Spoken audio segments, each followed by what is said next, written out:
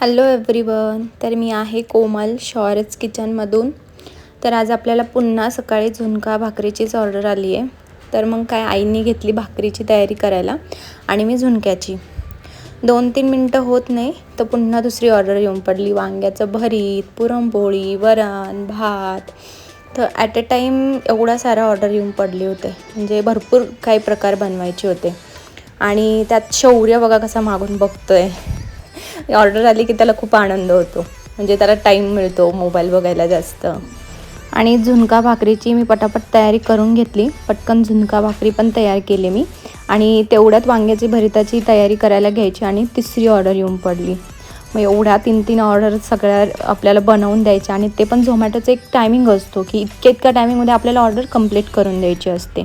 त्यामुळे खूप घाई होत होती आणि खूप वेगवेगळे प्रकार बनवायचे होते.